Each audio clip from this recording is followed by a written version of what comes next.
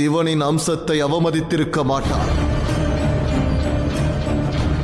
நானும் யமனும் மிகவும் ஆசையாக செவ்வாயை இங்கு அழைத்து வந்தோம்.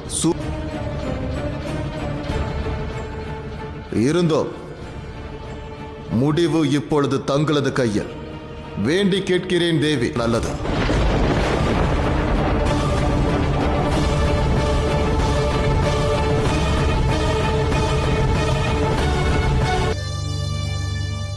நான் மன்னிப்பு கோருகிறேன். என் எண்ணம் தங்களை அவமானப்படுத்த வேண்டும் என்பது அல்ல. திறனும் சூரிய புதல்வியும் தான் நாம் இந்த சூரிய லோகத்தை ஆளப்போவதற்கு உதவி செய்ய போகிறார்கள். என்னை சூரிய லோகத்திற்கு அழைத்து செல்ல நீ காகத்திடம் கூறுவதற்கான எந்த தேவையும் இல்லை. இந்த ராஜகுமாரி இந்த ராஜ்யத்தின் மூலை முடுக்குகளை எல்லாம் அறிவார்.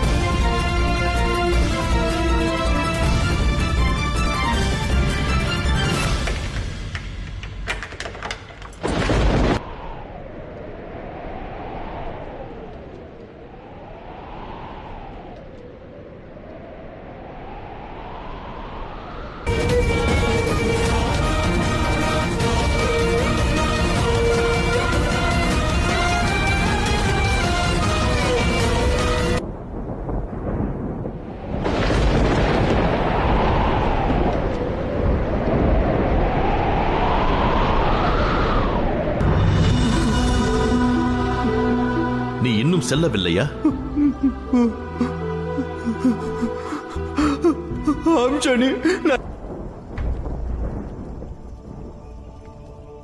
நீ எதற்காக இங்கு இருக்க வேண்டும்? என்னால் எந்த பிரயோஜனமும் இல்லை. நீ ஏன் இங்கு இருக்க விரும்புகிறாய்? என் வாகனமாக இருந்தேன், இப்பொழுது அதுவும் இல்லை. என்ன கூறுகிறாய்? என்னால் இப்பொழுது பார்க்க இயலாது. என்ன செய்வது? அதனால் சனி சூரியலோகம் சென்றுதான் ஆக வேண்டும்.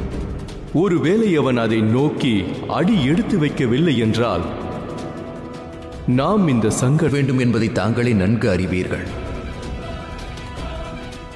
ஒருவேளை நாராயணரும் தலையிட்ட பிறகு சனி சூரியலோகம் திரும்பவில்லை.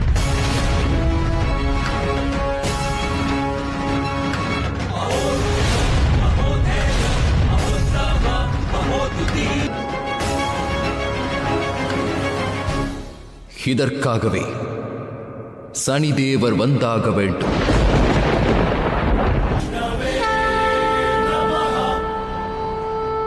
விசித்திரமாக உள்ளதல்லவா? நம் இருவரின் ஆசை, கர்ம பாதை மற்றும் வழி ஒன்றாகவே